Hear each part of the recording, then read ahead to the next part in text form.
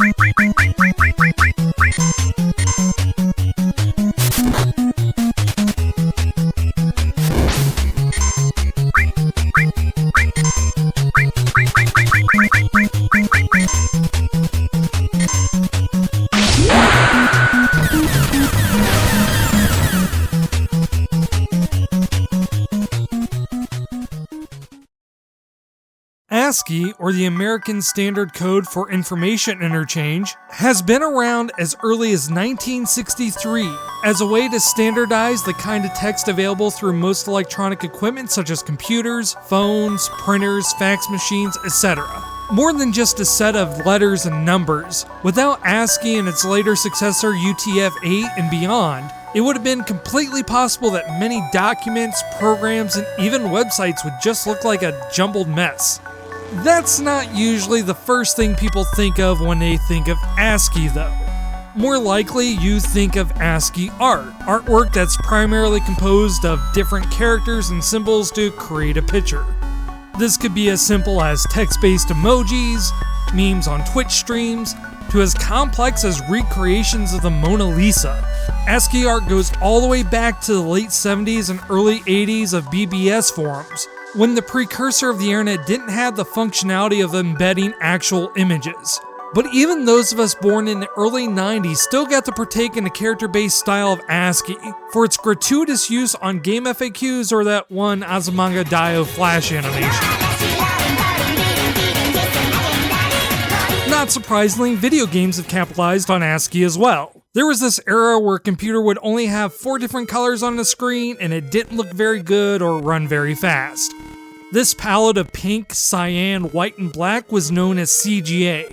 However, CGA had a mode called Text Mode which had the ability to use more colors, though it was limited to, as you can guess, mostly text. Most likely not intended for games but rather word processing, that didn't stop creative developers from taking advantage of it. This mode, while not visually impressive, allowed games to be more complex while simultaneously being less intensive for the hardware.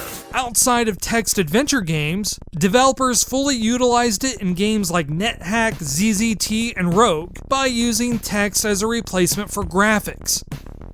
It wasn't very long-lived though. As technology progressed, there was less of a need for ASCII graphics in game development. Computers didn't have as many graphical limitations with the advent of VGA, more RAM, and processing power. And let's be honest, Unicode isn't able to show as much detail as sprite-based graphics. ASCII art started to give way to the more popular ANSI for bulletin board systems and games, and eventually ASCII itself was replaced with the more capable UTF-8.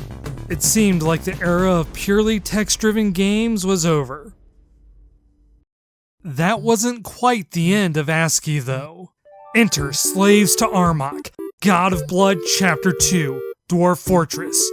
Yes, that's its actual name. 2 decades removed from the original era of ASCII, Dwarf Fortress released in August 2006. Chances are, if you know Dwarf Fortress, it's either because you have that one person who spent like 3 hours trying to explain to you all the deep intricacies of the game and lost you somewhere between how it's kind of like The Sims meets Minecraft and why ampersands are freaking terrifying, or you are that person. I'm that person. For a game that uses text as graphics, Dwarf Fortress might be the most complex game I have ever played. Though to avoid this video being 3 hours long and due to the bias the game has against SoberDwarves, I'm just gonna leave it there for now. With Dwarf Fortress's popularity, it proved that there was still a market for text-based graphics, and just that there wasn't many games that took advantage of that. It was that style which led to my interest in a game known as SanctuaryRPG Black Edition. Claiming to be the world's first ASCII RPG on Steam, it caught my attention long enough to want to learn more about it. After looking into it, I found that the history of SanctuaryRPG goes farther back, when it was simply known as Generic RPG 1.0, made by a single college student, Daniel Doan. Starting as young as 11 years old, Daniel was involved with game design when he started modding and customizing early PC games after he became bored with simply playing them. Moving from Counter-Strike to Diablo, Daniel eventually found himself playing League of Legends anywhere from 15 to 20 hours a day, as he attempted to become a professional LOL player. Realizing that lifestyle wasn't exactly the most sustainable, both physically and mentally, he decided to take that dedication and put it towards a career in game design, taking programming classes at the California State University in Bakersfield. He wasn't in class very long though. Daniel decided to learn programming in a more effective and cost-efficient way by watching YouTube videos. See, why spend all that money on game design courses when you can just subscribe?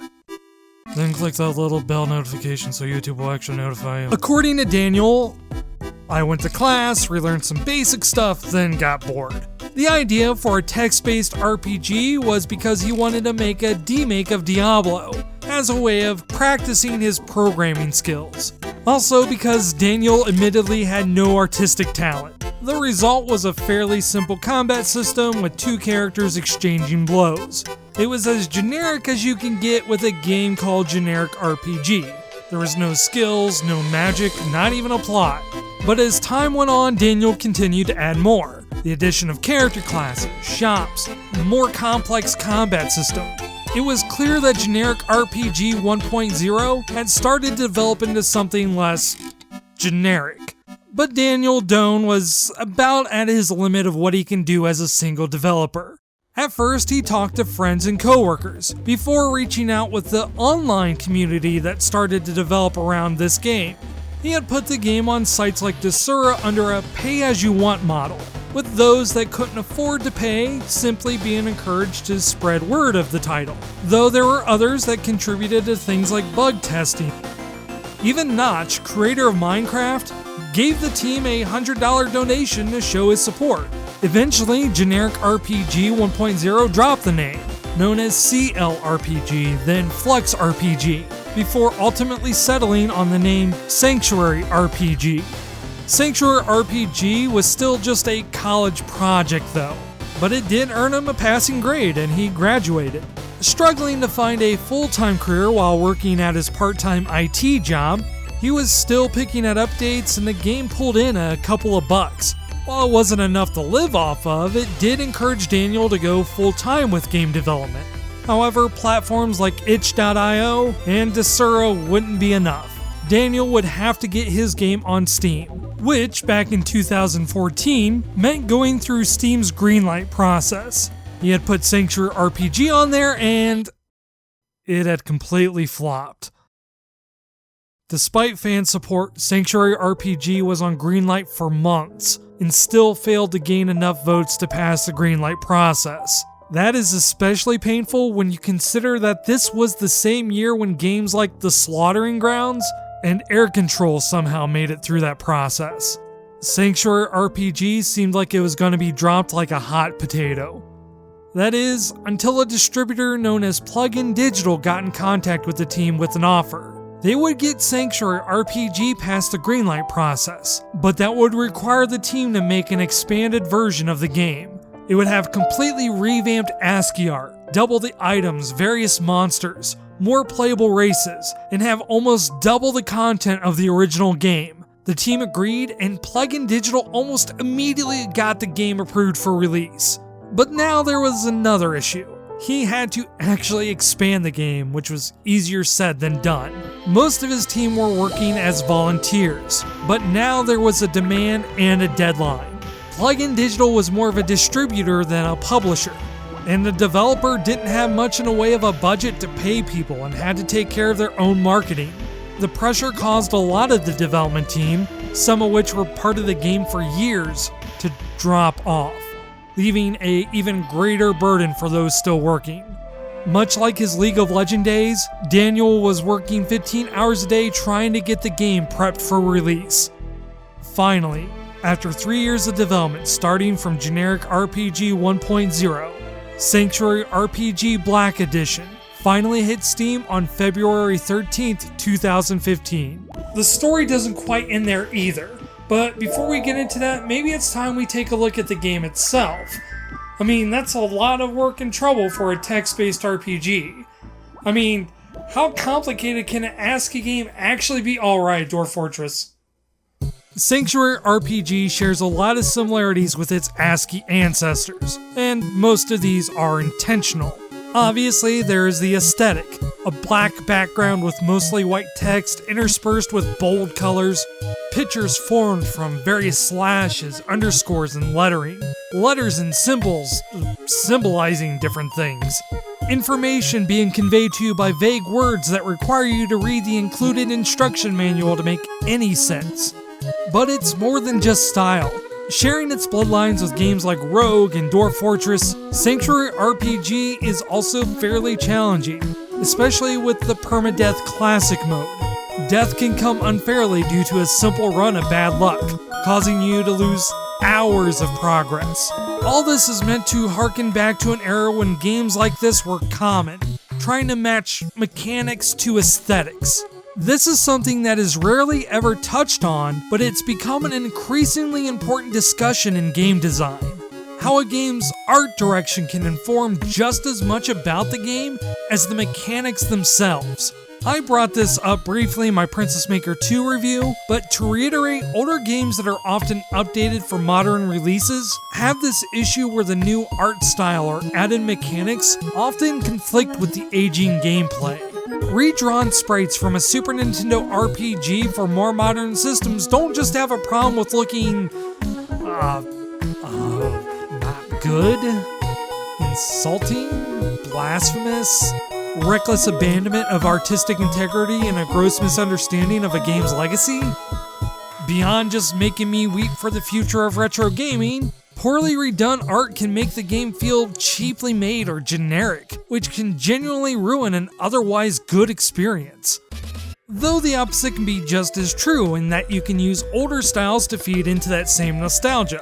As a disclaimer, not everything that uses pixel art is trying to come across as retro. While pixel art is commonly associated with the 8 and 16-bit era of games, it is by no means exclusive to that era. Games like Owlboy, Stray Cat Crossing, or Crypt of the Necrodancer aren't trying to convince you that they were made in an earlier era.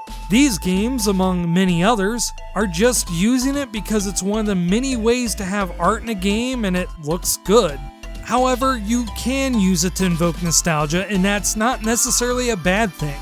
Games like Double Dragon 4, Retro City Rampage, Mega Man 9 and 10, and Shadows of Adam feature an art style that is purposely trying to mimic the games and era they want you to recollect. Shovel Knight, for example, had intentionally considered the NES's capabilities when designing the game, from everything to the color palette to the music.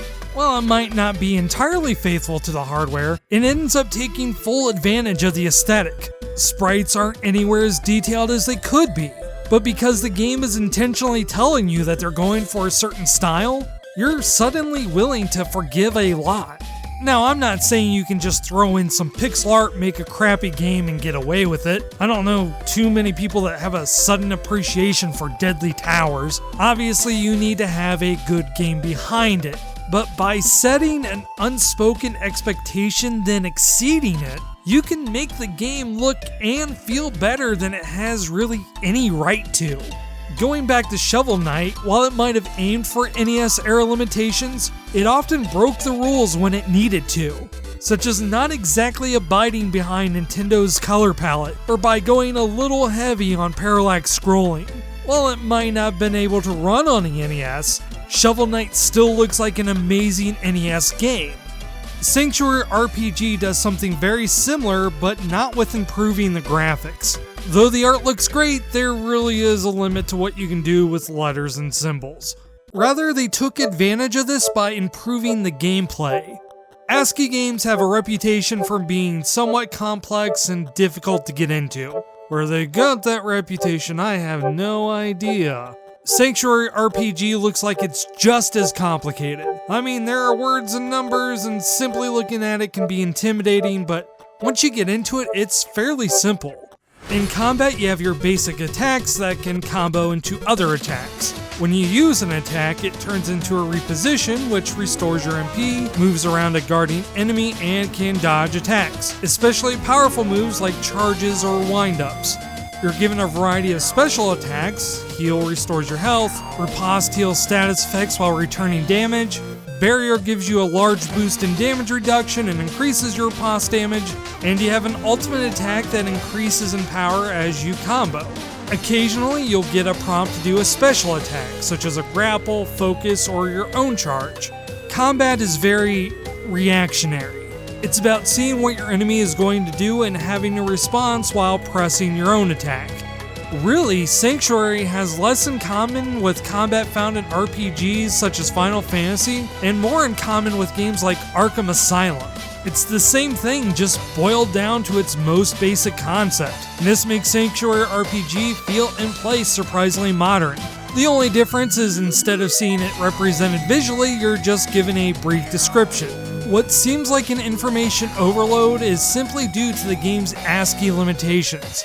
Really, it ends up being no more complex than any other RPG. Equipment and enemies have certain properties that require an extra step to convey that information, which normally would be an issue. But again, because it's attempting to capture that early 80s aesthetic, it doesn't come across as an oversight, it's just how it is. Meanwhile, there's a lot of additional small things that add to the experience. From the crafting minigame, to owning a tavern, to upgrading your camp, and the variety of events. Most of these which reward you with new equipment or items that help you make new equipment. Really, they're just a slight diversion from the game's focus on combat, but it does a good job at helping the pacing. The end result is a game that looks fairly complex, plays fairly simple, but ends up with a lot of depth to the experience.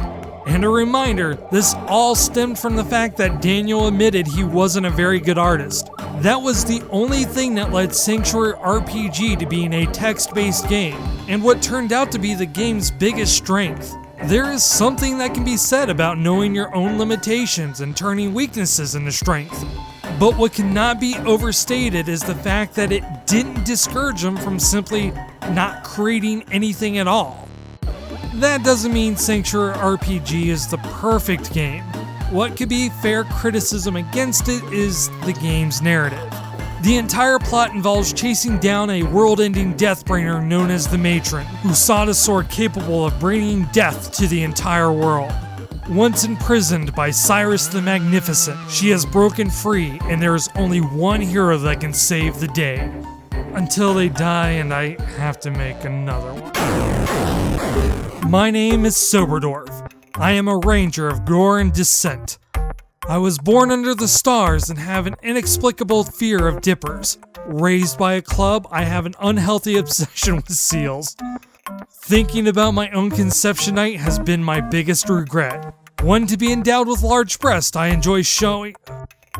That's not true. Needless to say, the game doesn't take itself too seriously.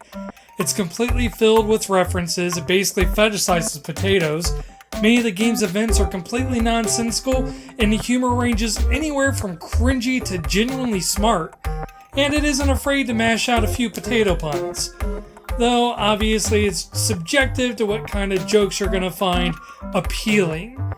But what do I know about humor? I am just a small fry YouTuber.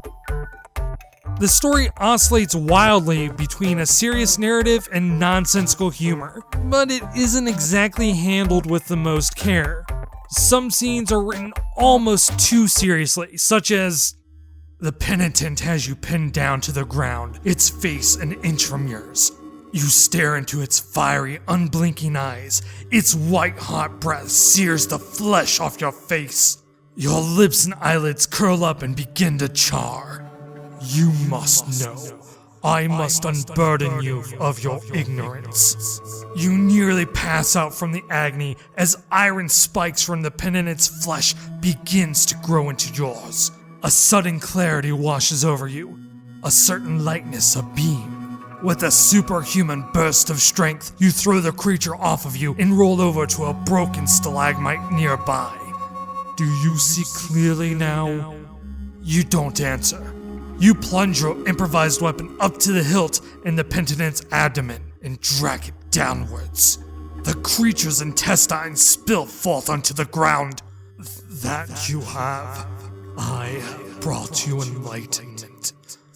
As the penitent falls to the ground, you seize the penitent's neck in your hands and begin to squeeze with all your might. Flaming blood splatters onto your face as you pierce the creature's arteries with your thumbs, setting your hair on fire. The penitent expires with one last gurgle. You throw the corpse to the ground, pick up your weapon from the ground, and move on.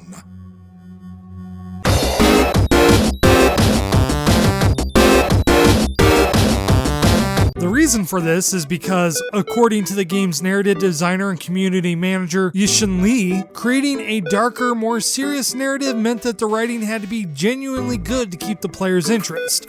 But by giving the game a sense of lightheartedness, players might overlook what would have been an otherwise lackluster writing from the main narrative, all the while still keeping players interested in the story. Again, it's about subverting expectations and understanding your weaknesses and working around that. Daniel himself stated that most of the humor was put in there to entertain himself during the development process, and he kept it because it made his coworkers laugh. Really, it's not even the tonal shift that's the issue. What ends up being the biggest problem is, well, obviously spoilers ahead at this point. Your character descends into hell itself to do battle with the matron. It's a hard-fought battle. The entire time you're thinking of how the game spent so long building up to this moment. It's an intense fight, and because of the permadeath, the stakes are incredibly high. But you finally succeed in defeating the matron. You save the world, and the game just kind of continues. I mean, yeah, you save the world, and now you're just doing cleanup duty for her remaining forces. It feels very deflating. In a way, it's like the game itself told you that the matron was the most important thing you can do, that she was the biggest threat that you could face. After that moment, everything else seems like it's added as an afterthought, and to be fair, it probably was. Lee had stated that the story wasn't added until the game was about 90% complete, and there was really no discussion of a plot beforehand. It was more like trying to squeeze a story in there rather than write a narrative for the game. From what I could tell, there was plans to either switch the two acts, or maybe elaborate more on the story. However, it seems those were scrapped in the final version. Again, this might have been a bigger issue if the game was trying to take itself more seriously. Ultimately, it's about setting realistic expectations as a creative, which is admittedly easier said than done. There is always this eternal struggle to make something the best it can be. In a way, perfection is just a way to show how much you care about something. You focus on every little detail to prove that you had put everything you could into the project. It's the idea that if you're not making these large, life-changing projects, then you don't care about what you're creating or the audience that you are creating for.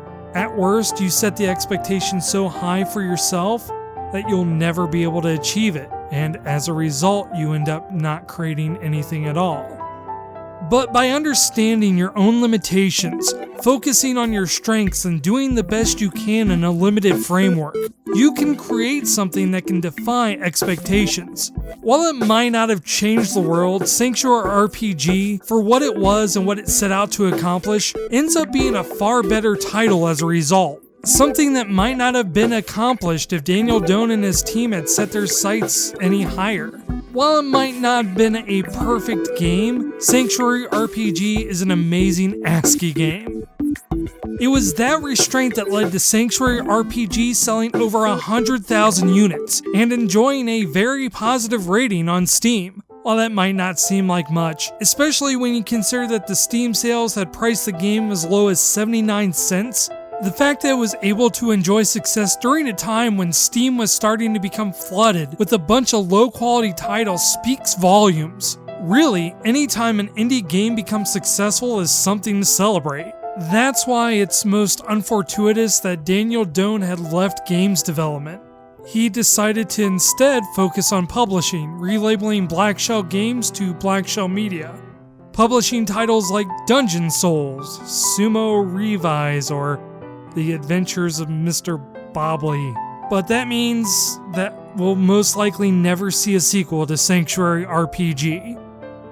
When asked about why he made the transition from developer to publisher, choosing to sell other games as opposed to making his own, Daniel Doan had said, "To be fair, one of the main reasons I couldn't do a proper follow-up to SanctuaryRPG was because of anxiety and because I was burnt out.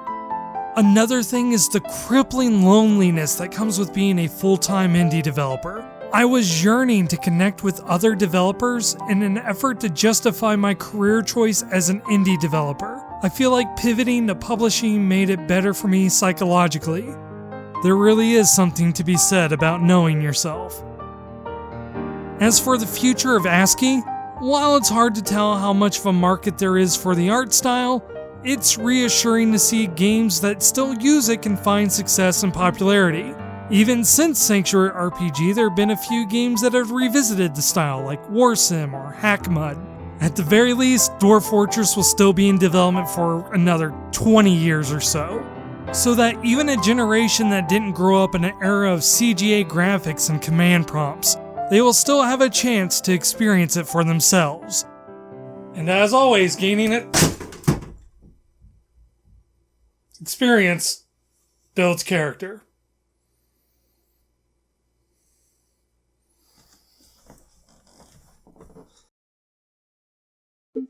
Hey, thanks for watching. Listen, you know the drill by now. Like, comment, subscribe, bell, etc. It helps the channel grow and helps me continue making videos like these. A very special thank you to my patrons who help support the channel. If you're interested in helping the show, all you gotta do is go to patreon.com/SoberDwarf and give what you can. We also have a Discord if that's your thing. You can find all the links in the description below. Thanks again, and remember that gaining experience builds character.